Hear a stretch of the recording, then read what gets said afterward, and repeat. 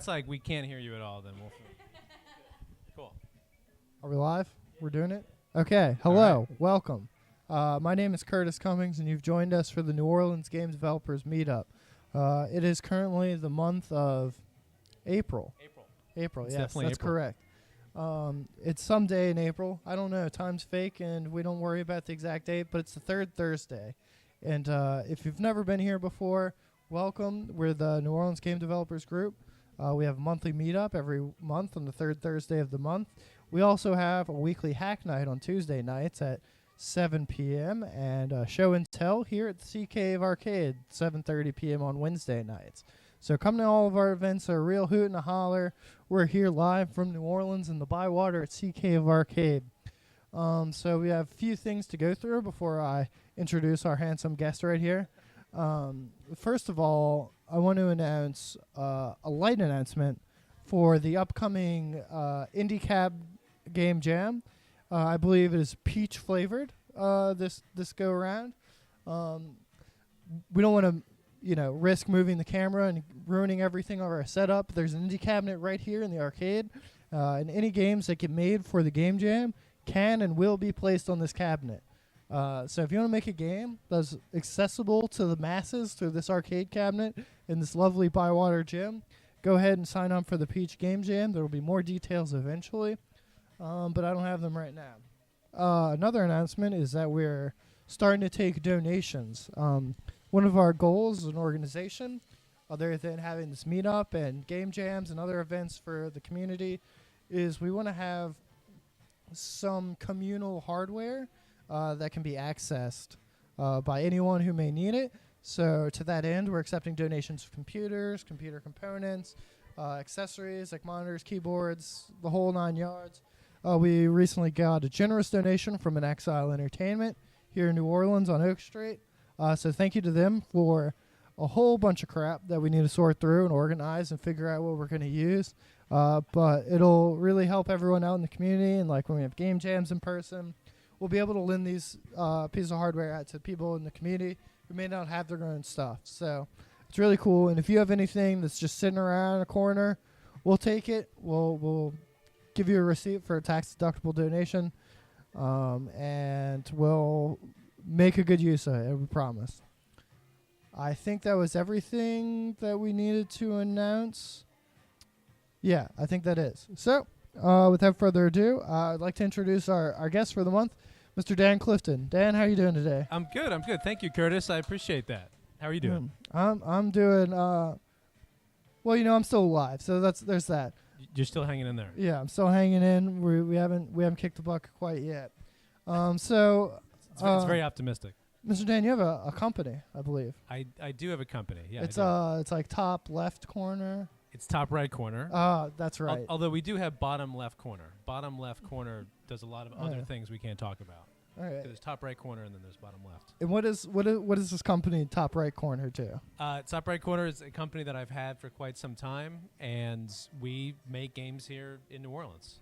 Hell yeah! What kind of games? Like phone games? Not phone games. We don't have any mobile games. Okay. I mean, we mainly and pretty much only make VR games. Okay, that's cool. Yeah, I created Top Right Corner after I got the Oculus dev kit in 2014. And Hell yeah! started messing with it through my friend Cody Brown, who just showed it to me weirdly in LA one night during daylight savings time. He was like, "Hey, do you want to come out?" And I was like, "Hey, it's way too late." And he's like, "Actually, you're gonna get the extra hour back." So I said, "Why not?" And then he actually had that first dev kit, and once I experienced it, I was like, I'm along for this VR ride."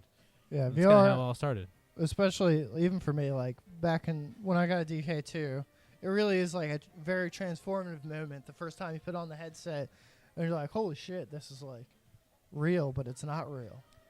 For sure. Yeah, and it was kind of the thing where obviously that was like 7-8 years ago now, which is crazy, but thinking about my eyes were kind of opened at that moment of like where all this could go in different ways. Yeah. And that's pretty exciting news. So you've been working on a game lately. We've been working on a few different things, but I want to show you there's a game called the Atlas Mystery that my team here in New Orleans and across the state have put together. And we actually just launched it on Steam and via MetaQuest App Lab. It's an indie game we put out last week. Excellent. And the Atlas Theater, I hear there's famously a murder. There's famously a murder in it. Just like the Ford Theater. Just like the Ford, a little different than the Ford Theater. Oh, okay. There's less witnesses. Oh, okay, I see. Yeah. Well, I guess that's what makes it a mystery then, right? Because no one knows. No one knows what happened. No one knows. Just like Lincoln. You're one of those big Lincoln conspiracy nuts. Yeah, I'm a Lincoln truther. Yeah. He shot himself in the head. I think that's how it happened. You know that Lincoln's secretary was Kennedy. Oh, really? And Kennedy's secretary was Lincoln. It was actually JFK Jr. Exactly. Stay on topic. Sorry. I'm getting a little distracted here. But no, I mean, we've made, like, going back a few years, I come from a film background, and the first VR thing that I ever really made was an escape room. Nice. And so that was called Belko VR back in 2017, and that was a crazy experience. And so I love VR, and I love puzzle escape rooms in VR. We've made other games. We made a game that's based on the Sewage and Water Board. Oh, wow. Called Pipe Dreaming, where you have to fix pipes as the water rises and the pipes talk back to you. That can go a lot of different directions, and I'm going to keep it straight here. Yeah, so we made that, but I mean, I really like puzzle and escape room games, and that's exactly what I'm is. Oh, yeah. I'm going to kind of show you a little trailer. Yeah, go for it. Cool.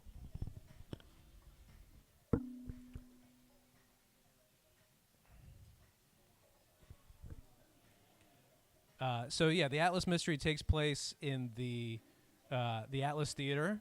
So it's a 1940s Art Deco inspired theater. This takes place 11 years afterwards.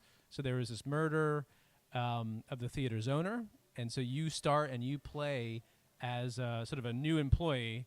Why a new employee would be hired at an abandoned theater, you ask me. But you play as this new employee. Like in many games, you're just dropped into this world, and you kind of have to figure out, what's going on. And, so it was a lot of fun to make. We built several rooms. We built this giant theater. We built a projection booth. We built the lobby. And so, like, for me, it was interesting because I come from a film background. There's so many old school film motifs and little pieces here and there. Like there's camera, there's film strips, there's all the puzzles are based on sort of old school film stuff that you have to do. Awesome. So I saw a lot of very interesting little interactions there. I don't know if it wasn't a Wurlitzer, like the sort of like multi-level organ looking instrument thing. You got like a Goonies style, read the sheet music, play the right notes kind of puzzle. There is a puzzle based on that. Yeah. Oh yeah. So this is the Atlas Theater Mystery. Have you been to the Atlas Theater? I don't even know if it still exists. This is based on a fictional theater that we've made up. So it's really, I guess it's loosely based off of like the Egyptian theater. It's supposed to be in LA. It's supposed to be based on like a 1940s kind of like pinnacle of golden Hollywood era. Okay, so real Gone with the Wind type situation. The theater would have shown Gone with the Wind, yeah. I feel sorry for the people that live there because I hate that movie. One of the cinema classics, whatever. But anyway, your game. So what? So can you tell us who committed the murder? I can't say that because that ruins the entire game. Well, we'll get them next time. Don't worry. But there's over 36 puzzles for you to solve. 36. That's a lot. Are there? There's audio logs. We'll pick up pieces of the narrative through the background. Yeah, I mean, so basically, we sort of designed it so as you solve different puzzles, there's different notes and there's different pieces of a script, and there's pieces of narrative that you kind of discover along the way as you go through. So, developing this game with virtual reality, do you think this game could have worked without VR, or do you think this is sort of like essential to the experience? I think it could have worked without VR. I think it would have been sort of a more, standard like first person, almost like a throwback to like a Myst kind of game. And I know those games have been, I love those games growing up, and I feel like those games have now been adapted well into VR. And so for us, it was sort of like, how can we create our own version of like the Room VR or, obviously Mist now has a VR port. But I think for us, it was about creating something that would work really well in that medium. Sweet. You say you have a background in film and production and the sorts. Would you say that your experience within film and production and, I guess the setting of a theater, does that greatly influence, like, I guess it influenced your desire to make this type of game because it's set in a theater, right? But, like, as far as what happens in the theater, any sort of influence you drew from your actual career? I would say that, so my co-creator, Eric Clifton, I actually met him when I worked, I did a movie that was with Blumhouse, and so he was working at Blumhouse at the time, and that was a number of years ago. So he has a film background as well. I would say that there are puzzles in this, that it is a film splicer puzzle that's actually based on, like, when I went to film school. So there's a lot of puzzles that are based on very, like, archaic and old tech that we actually used in film school. Nice. Yeah, they always, in school they always give you the old crazy shit that no one uses anymore because they got it for free through wonderful donations from corporate, big corporations. Is that a plug to collect more donations? It is. It was. You caught me. Yeah. Can't pull anything on this one. I'm actually going to show you some more gameplay. Yeah, let's check it out.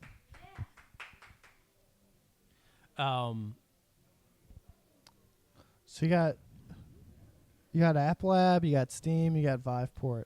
Which is your favorite platform? I mean, like, obviously the OG Steam is the best platform because when we built this, I mean, when you're building for Oculus Quest 2, as you know, it is an optimization gauntlet. Yeah, it's a nightmare. It's a nightmare. And so, I think this is a streamer who captured it off of PC VR. But it's the kind of thing where, when you're building for Oculus Quest 2, you're making like 3.5 versions of the game. Oh, yeah. Because you're making a version that's purely optimized for mobile, and then you're making a version for, that really works on Steam. And so for us, the whole focus, because our whole goal with this was to get it to the, there's probably 15 million people who own an Oculus Quest 2 at this point. And growing. Right? And then there's obviously the theoretical Cambria. I know that Vive is coming out with this. Vive claims they have their Oculus Quest 2 beater. But, the most headsets on the market to get it out to players are a mobile platform. So when you're building for mobile, we wanted to create this world that was really nuanced and really, like, beautiful. But then you're also, as you know, like, you're kind of, like, backed into a corner with what you can do and still make frame rate and make performance on a Quest. So do you think targeting Quest sort of held back the game on other platforms at all? Or do you think this is still, like, the game that you wanted to make creatively throughout it all? I would say, like, more... I would say Quest held the game back less than if... I mean, there was things we wanted to do, like, not to give... This actually isn't giving anything away, but there was a whole other level where you would actually go back in time and witness the murder, and that's something that we couldn't do for somewhat obvious because we just didn't have the money for it. Yeah. So I would say, like, things like that were actually held back more than committing to Quest. We really wanted it to work the best on that platform as possible. So it's funny. I can tell this is an old build. This is an old build of the game because this was a pre-release thing because we went... it's actually funny. You can tell he's turning the screwdriver opposite. Yeah. He's doing, it's like not righty-tighty, lefty-loosey. He's turning to right and the screws are coming out. And that was a bug that we, like, flagged so early, but somehow got through to a build. So I can tell this is like a late beta tester. That's how it always happens. But yeah, I don't know. I don't think putting it on Quest really held things back. I think it was more, it actually forced us to make choices earlier. Yeah, that's good. And one of the things that I really like about like doing game jams and stuff is having like hard restrictions really helps boost the creative juice because you like know that I can't go this far, so like I need to figure out what's the best thing to be done within whether it's hardware resources available from the Quest or like a time frame or budget or whatever concern. you get really more creative ideas when you're stuck and unable to just do whatever you want. Yeah, no, for sure. And like this room is a whole challenge because what's going to happen in this room is you solve a bunch of puzzles in this kind of lobby shop area, but after you go into the main lobby where there's 12 different asymmetric puzzles that you have to solve, some have overlapping components, but as you'll see here in a second, once you get out to that main lobby, the amount of objects in the room suddenly created massive issues. Because as soon as he turns on the light here in a second, like you see this whole room, and that played great on PC VR, but that in our early demos just completely broke the Quest because you have so many objects that the Quest is seeing all at once, and so you're dipping frame rate down, and then so that took a lot of optimization to get ready. Mm-hmm. So you looked in the Pico Neo 3, whatever the hell it's called. I haven't messed with that yet. The TikTok VR headset. The bite dance. Yeah, I've actually never met anyone that's ever seen it or used it or done anything for it. But people develop stuff for it. I think Beat Saber's already on it. Yeah. Crazy. So now he's made his way into the theater, and so I would say this is like the main, like once you get into the theater, and this video is good because he kind of skips. This is like a truncated like highlight reel where he skips all the difficulty he has. So there's about 4 hours of gameplay. It really depends how good at puzzles you are, but that was a target for us too. Of like, how can we make a game that we think we can get out there? But we thought 4 hours was a solid amount for a VR game. Yeah, I think so. I spend all day in VR, and it really sours my appetite to get in and start playing games. So like looking at this theater lobby, I get kind of like, you ever play Duke Nukem 3D? Sure. You know, like the very first mission, the very first, whatever they call them, episodes. Yeah. You go in the movie theater. It looks pretty similar layout. You know, the concession stand. It got a secret room towards the back. And it goes off to the side. Do you have bathrooms? There's not a bathroom now. We did leave a little bit of. There's a few rooms that aren't accessible that we've left open for future. Future DLC, the bathroom. I mean, everyone wants that bathroom DLC. I know I personally do. You've been clamoring for it. I have. I certainly have. But yeah, I mean, you asked about like the film background. I mean, my background is that I have access to some really good graphic designers because of my film background. Nice. And my friend Eric, who's the co-creator of the game, he comes from a film marketing background when he worked at MGM and Blumhouse. And so it was a lot of fun getting one of our graphic designers that we know to help design some of these posters that you see across the lobby. There's some really interesting posters that are like not exactly period accurate, but the posters are, there's like a war film, there's a sci-fi film, and some of the posters have some hidden clues in them. Oh yeah. So that was kind of fun to design. Do you have any like deep cut, old cinema references? Like you got was it Journey to the Moon, Man on the Moon reference in there? You mean like the Méliès movie? Yeah, like the silent film. There's a, it's not quite, it's more of like, not Metropolis. There's more like it's more like a 1930s take on a poster. Every puzzle has some sort of film reference. Like the candy bar puzzle that we kind of glossed over has a lot of different names and references there. So what is this poster here? The ghost in the rain? The ghost in the wind? The ghost in the wind. Oh, okay. I can kind of see how. Ghost in the wind, ghost in the shell, gone with the wind. Those little just kind of mesh all those things up. Yeah. I would watch. If Gone with the Wind were more like Ghost in the Shell, I'd watch it. Yeah. Yeah. Or is it the run? Is it the runtime that does it for you? It is the runtime. It's the 2 runtime? full VHS tapes. That's the thing, right? Although that's the only way I ever watched it. But like Goodfellas is great.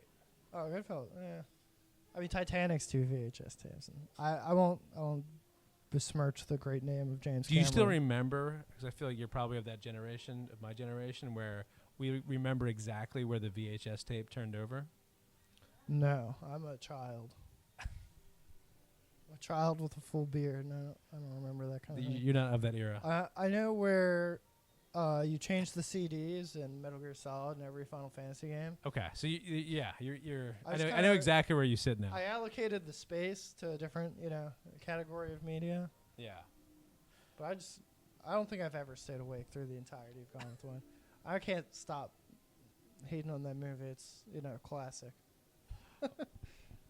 So what's going on right here with this globe?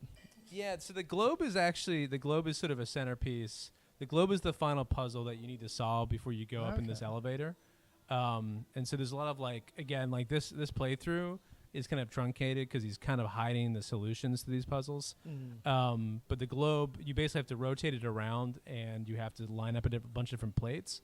And then as soon as that happens, you're able to get the key and then move to this elevator. And it's sort of like a meta puzzle that the condition of finding the solution or whatever is having solved a bunch of other puzzles around. Exactly. Some tie into each other, some do not. Like some are direct. And so, there's a note there. Along the way, there is a narrative to this where along the way you're kind of understanding why the theater fell into disrepair. There's a love affair that went wrong. Certain people who are involved in different movies are unhappy with each other, and so you're solving different puzzles. Like this is obviously like fixing this old projector, but you're also kind of discovering parts of this narrative about there's like several different people who are angry at the theater owner for different reasons, and so you kind of figure out what happened. It sounds like a real bad apple, the theater owner. Yeah, he just didn't have his act together. So this is, 1940s theater. The game's set in the, 11 years after in the 50s. Any references to, the war? The big one? The good one? No, not the good one. Jesus. The big one. The big one. No, there's actually references to the First World War, actually. Oh, okay. So I'm just trying to crack you up. There's actually references to the First World War, because at that time... Okay. Oh, there's an ad, so we're going to skip this. Oh, great. We're not selling your car. Oh, man, I read it. Ruined it. But this is an interesting mechanic that we have. So this is something that we really want to do. Actually, I'm going to go back. Hopefully it doesn't trigger the ad again. Oh, I hope not. So this is a mechanic that we wanted to do from the very beginning, which is that when you put the camera up, this is one of my favorite VR mechanics, is when you're in VR, but then you also change your perspective once you're in VR. And so once you put the 8mm camera to your face, you actually are able to find other clues that didn't exist before. So it's a bit of a game within a game. Nice. Yeah, you got a little secret decoder glasses situation going on. Exactly. Yeah. So you mentioned like Myst and some other games earlier. What kind of games do you think would you call your sort of inspiration? Yeah, I would say stuff like that. I would say the game, it is kind of spooky but there's not really a horror element. Mm-hmm. It's more of like people who really like it just want to, like, first of all, like I'm not sure if it's really playing, but the score is fantastic. I think I have this muted, but the score of the game is really, really good. And so the atmosphere of it, it's just kind of interesting to be in the theater, and it's kind of spooky and kind of ethereal, but it's not really like a scary or a horror game. So it's really more of, and that's kind of my favorite thing. It's sort of unsettling.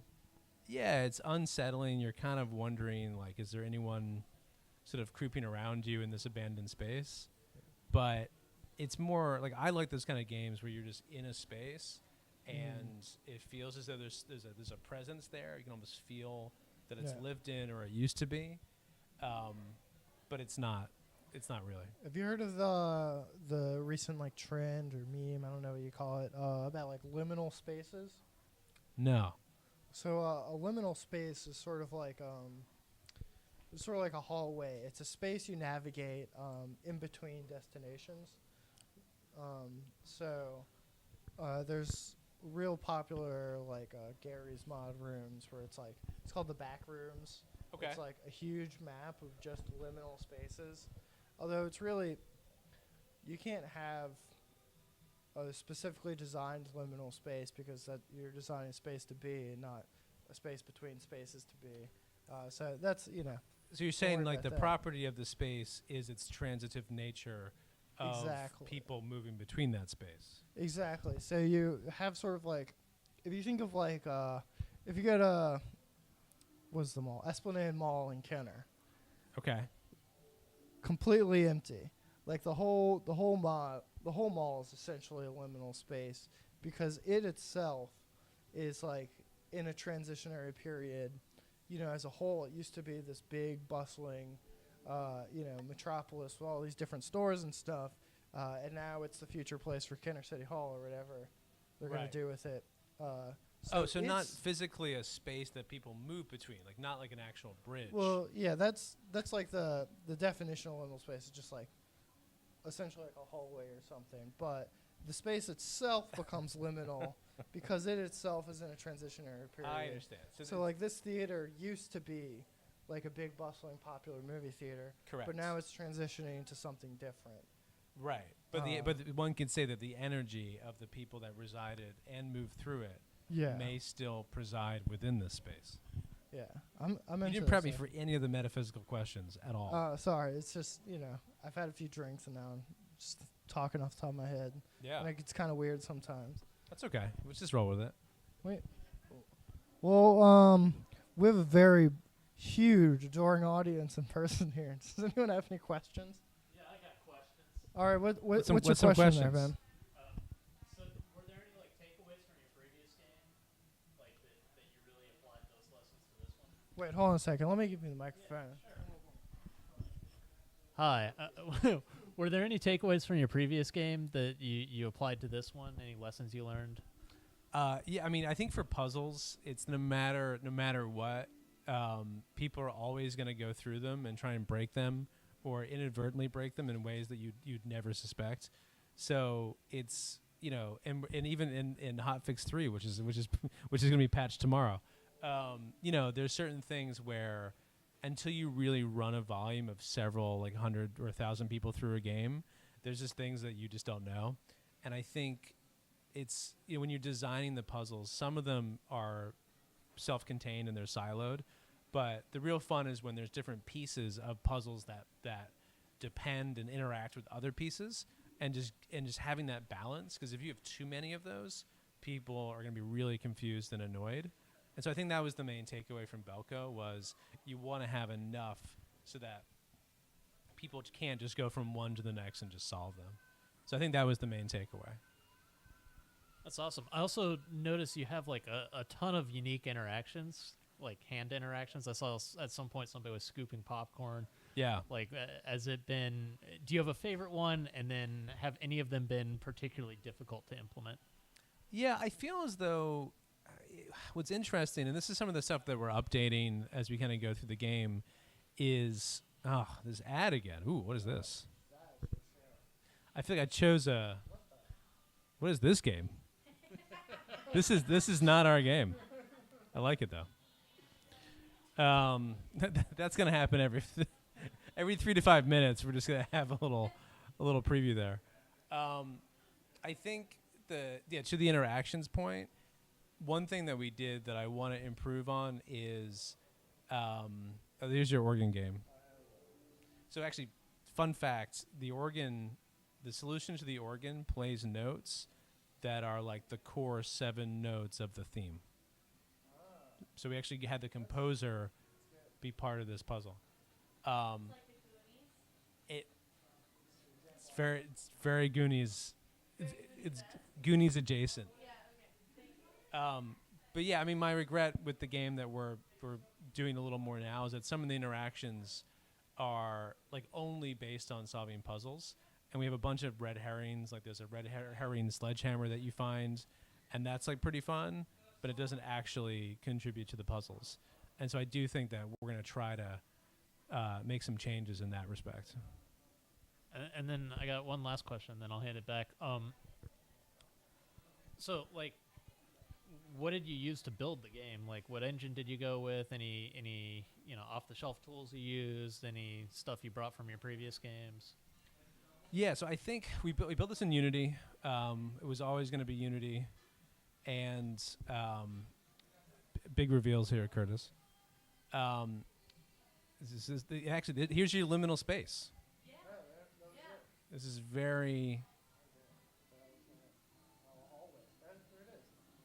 So actually, how did you know? How did you know there was a liminal space? Got a big brain. Yeah. No, there was definitely stuff that we brought from before, but because we were developing for Quest, we couldn't bring all of the sort of Steam VR functions that we brought over before. So we had, in terms of hand interactions, for pipe dreaming, we'd use an HVR setup. We'd done a few different things, but this was kind of brand new. And so, the game was primarily designed for Quest, and so we kind of had to improvise and start things over again.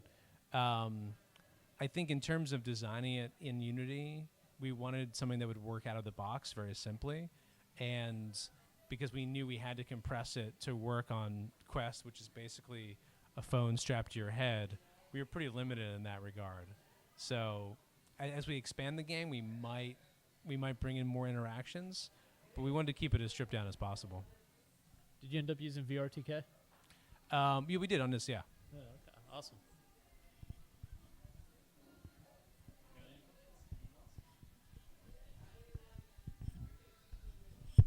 All right, Dan. So we got the Atlas Mystery, which released last week.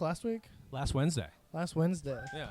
Thank you. So congratulations on your launch. But what's next for Top Right Corner? You can spill anything for us, or is it all hush hush mystery? Yeah, we're doing a few things. I mean, the main thing with this game now is that we're getting it out there, patching a few things. I would say it was almost like a soft launch.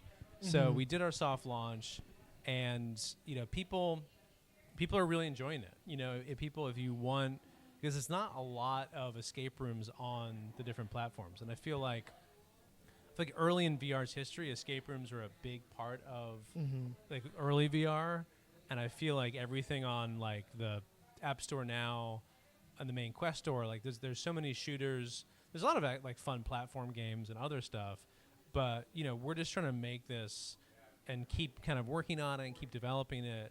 Maybe add a little more DLC. We want this to be like a signature escape puzzle game on Meta. Well, I hope you become the escape room game on Quest. I hope so too. I think that would be great for us. I mean, we're building a few different things. We're building a mysterious. What's that? So mysterious. We're building our French Quarter digital twin. Ooh, nice. Yeah. So we're building a VR version where you can walk around elements of the French Quarter in VR. Nice. You doing that like with tourism for the city, or just for fun? I've met with New Orleans and company about it. They really didn't understand it, I'll be honest. Well, I can't say you're shocked. Gonna let that one pass by without saying anything. I'm just I'm giving you like I know. It's just I've talked shit about too many large organizations the last few months. I understand. Yeah. I gotta keep the ones in our city clean. You want to see a preview of this? Oh yeah, I would There's love no to. ads. That's the best sal you've ever given me. Yeah, we're not Netflix. We're not switching to ads. Ooh. Yeah, this looks nice already. I love the map or the menu. So I don't know. Is audio going to come through here? That's a great question. I don't know if the audio goes through. It's got to. It's a capture card, right? That's what it's for. So this is. Oh wow, that looks real nice. Yeah. We don't know. So this is a prototype we built. Still a work in progress. But this is the 900 block of Royal, right? So that's the cornstalk fence. Those pillars need work. This is Unity? Yeah. The lighting looks great. So we actually built this in Unreal originally, and it was too much, and it was like it was too much to get something that would work too simply. Yeah. And our team doesn't really have that much experience with Unreal. Like we're starting more now, but yeah, no, we built this in Unity, and so that's Domain and Royal, nice. And that was Big Boss. Exactly. So this is our prototype block, and we're building out more of it. This is the Quest version. that is much less quality. Like the PC VR version of this looks so much better. But this is a version we have this working on Quest, which is pretty insane. Yeah, the lighting looks really good for this being on Quest. Thank you. I know a thing or two about how annoying lighting can be. Oh, you got Lucky Dog. Yeah, so we did a bunch of LiDAR scans. We did a bunch of photos. I actually measured a lot of this block with a laser measure tool. Nice. To get different dimensions. Now, one large organization in the city that has been very helpful, to be a little more positive, is the Historic New Orleans Collection has been extremely helpful. And we're working on a few things, can't really talk about it, but they have come along and have been talking with us about providing a lot of help in terms of consultation about, like what's, the history of different buildings, because we're working on a mode where you can like go back in time, like you can actually look at different eras, some of these buildings didn't exist, and they actually were, I know they all look very old, but some of them were actually built in the early 1900s versus the 1860s. And so this is a prototype where we're actually going to be able to go inside a building and then sort of like that camera effect that I talked about, you're going to be able to put different things up to your face. And I just noticed, dude, you want to yeah, so there's some copyrighted music for the stream, so we can be taken down. So yeah, based on like what you actually put in front of your face, whether it's like these glasses, you're actually going to be able to go back to different eras. So this is sick. Thank you. I love seeing New Orleans in all forms digitally. Not so much in person. It kind of smells. But we're not capturing that. It's definitely too clean. That's the next step of virtual reality, though, is getting the authentic trash smell. Well, I think you need to take someone in VR glasses and then actually just put them in New Orleans. Yeah, then they can be in New Orleans in VR, in New Orleans in real life. I think we're going to do a little bit of an advertising thing where we find tourists on the street on this block and have them put the Quest. But, yeah, this is, I have to stress, like, the PC version does look a lot better. Mm-hmm. You know how it is. Like, I'm looking at this and I'm just like, oh, there's so many things we...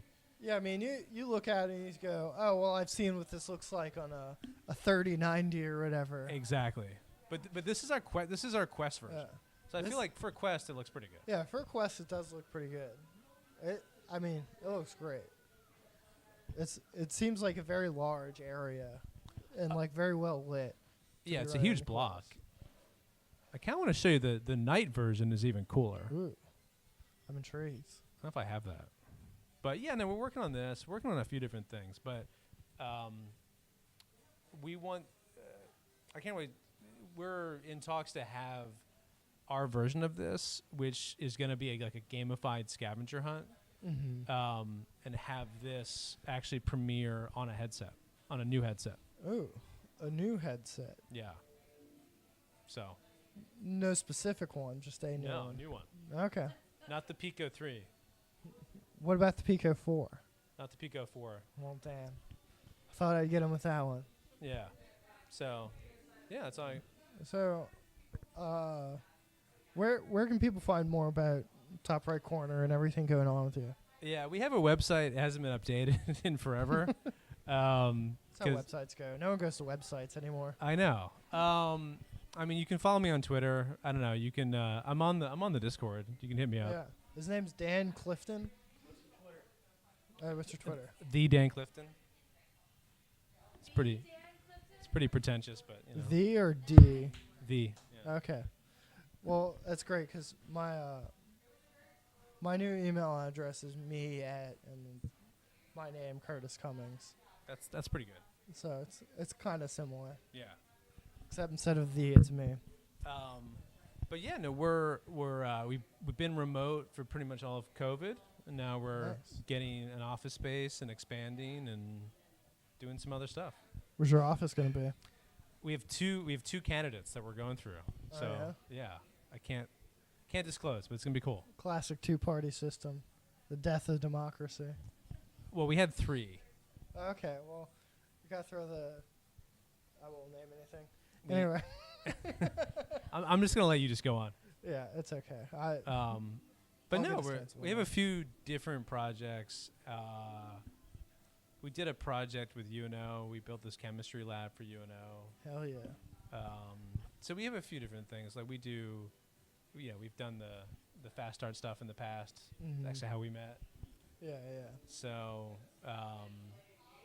but yeah, no, I think we're gonna roll out a few more games soon. Rock and roll. So, y'all hiring? Y'all looking for people? Yeah, we are hiring. Yeah. Okay, what are y'all hiring for? Right now we're hiring because we have like 12 people that are, but all kind of Oh, spread wow. out. So 7 are here. We have 2 in Houston. Some people in Lafayette, and so we're just trying to get everyone back together after COVID and figure that out. But no, definitely hiring 3D artists and hiring at least one sort of general developer, Unity developer. Nice. Well, I know there are many people who need jobs in this day and age. The COVID's not over, but you got to make money somehow, right? So, top right corner sounds like a great place to work. Mr. Dan Clifton seems Cool, like thanks a for great having person me. to work for. I mean, we don't really have to be over, but I got nothing else. Is there anything on Discord that we should address? I don't know. Let's check it out. I've been watching chat the whole time. No one said anything.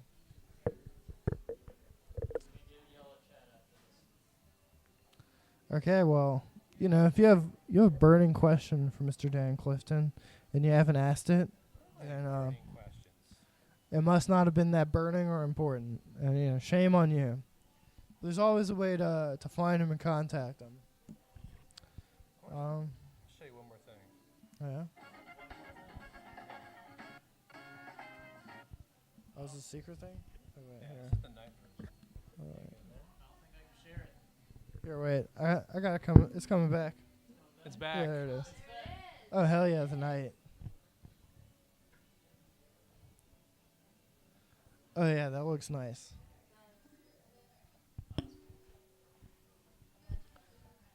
Yeah, the night version is super cool. Do what you want. I love Do What You Want. That was my favorite So song. yeah, to we just play in kind high of school. put. But yeah, the night lighting looks really good. Oh yeah, this looks more like the New Orleans I'm familiar with. The night's way more forgiving too. that harsh daylight. Yeah. You ever play the Yakuza games at all? Yeah. I've always wanted to make a Yakuza type game set in New Orleans. Yakuza New Orleans. Yeah, because I think there's a lot of random, spontaneous, interesting people you can meet just out and about on the streets at night in Perpetually, New Orleans. yeah. Yeah, and it's just it seems like it would lend itself that well. I Yeah. don't know about making a game about beating the ever living crap out of someone in the middle of the street, but just the meeting weird people and doing strange things. Well, once we finish this, I kind of want to do a bar fight. Bar fight VR. Oh yeah, yeah. I think we're gonna do a bar fight port. hell yeah. It's like, hey, we have this map. Do you want to use it? Well, you can do a bar fight sea cave. Exactly. Yeah, we could do a mod and just do it. Yeah, I think that would work out very well. Yeah. No, but we're doing a bunch of different stuff, and so I think, we'd love to bring more people in. Oh man, the nighttime Lucky Dog stand really hits different. It's like you're there. It's like you're there at 3:00 in the morning. Like yeah, you're it makes me ready. kind of want a dog. You know what I mean? We'll have to get one. We'll have to get a sea cave slider. They are great. You should come to Sea Cave and try the sliders. All right, cool. Well, thanks, Curtis. Well, thank you, Dan, for coming and talking to us about all your magnificent shit going on. We're making it up as we go along. Yeah. You know that. We're essentially the full hour. So, thank everyone for tuning in. Thank you for our live studio audience being here in person. Yeah. It's positively crowded in here. You can just hear all the noise behind our nice We're still microphones. observing COVID protocols. That's why we've limited the capacity to a certain amount. Exactly. Yeah. That's exactly correct. Exactly. Well, thank you all for joining us. Remember, we're the New Orleans game developers. We meet every month on the third Thursday of the month for here in person, Sea Cave Arcade for the monthly meetup. We also have weekly Hack Night on Tuesdays at 7 p.m. in the Hack Night Voice channel, and weekly show and tell event here at Sea Cave Wednesday at 7:30 p.m. If you have money or computer hardware or spare time, you want to donate and help out the community, you can go ahead and do that. You can email us at organization. You can email me at curtis@neworleansgamedev.com. Me at curtiscummings.com. Or me at curtiscumming.gs. Yeah. If you know how to spell my name, you can figure that one out. But it's also curtis@neworleansgamedev.com. You can email me. You can bother me. You need an internship. You want to produce a live stream show that happens once a month. We got you covered. Come sign up, volunteer. We're just here for all of you guys. So thank you for watching. Thank you for participating. And thank you, Dan. Cool. Thank you, Curtis. I coming. appreciate it.